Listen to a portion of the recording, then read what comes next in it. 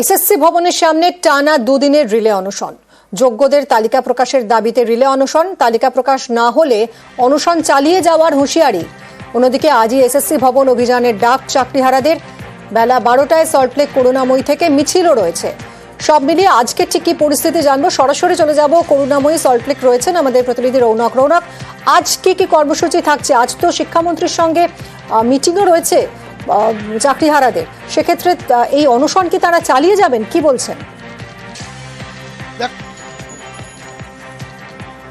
দেখা একেবারেই তাদের যে অনশন 21 ঘন্টা অতিক্রান্ত এবং সেই আমরণ অনশনের ডাক দিয়েছেন তারা। শিক্ষামন্ত্রীর সঙ্গে বৈঠক থাকলেও তাদের একটাই দাবি, যতক্ষণ না পর্যন্ত ক্লিয়ার মিরর ইমেজ বা সেগ্রিগেশনের যে তালিকা সেই তালিকা প্রকাশ হচ্ছে ঠিক ততক্ষণ পর্যন্তই তারা এই অনশন চালিয়ে যাবে। তোমায় দেখাবো ঠিক আচ্ছা যে এসএসসি ভবনের সামনেই তারা এখনো অনশনে বসে রয়েছেন। 3 জনই অনশনে রয়েছেন। আমরা একবার কথা বলবো তাদের সঙ্গে। আজকে বৈঠকও রয়েছে শিক্ষামন্ত্রীর সঙ্গে।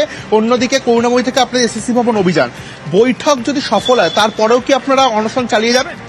না, আজকের মাননীয় শিক্ষামন্ত্রী এবং যে এসএসসির চেয়ারম্যান যে বৈঠকের কথা বলছেন আপনারা, সেই বৈঠকে আমাদেরকে আমন্ত্রণ জানানো হয়নি।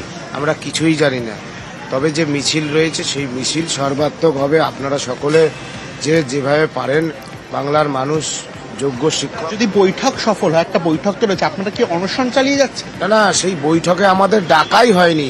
আমাদের অনশন তো চলবে যতক্ষণ না পর্যন্ত যোগ্যদের তালিকা প্রকাশ এবং মিরর ইমেজ আপলোড করে সুপ্রিম কোর্টে আমাদের রায় রিভিউ করে যোগ্যদের চাকরি পাওয়া হবে, এটা না হওয়া পর্যন্ত। একেবারেই দেখতে পাচ্ছ অনশনে রয়েছেন তারা। এবং অন্যদিকে তোমার রৌনক আমাদের সঙ্গে সরাসরি ছিলেন সল্টলেক করুণাময়ী থেকে। আজ মিছিল রয়েছে সল্টলেক করুণাময়ী থেকে, মিছিল করবেন চাকরিহারারা। অন্যদিকে অনশনের আজ দ্বিতীয় দিন।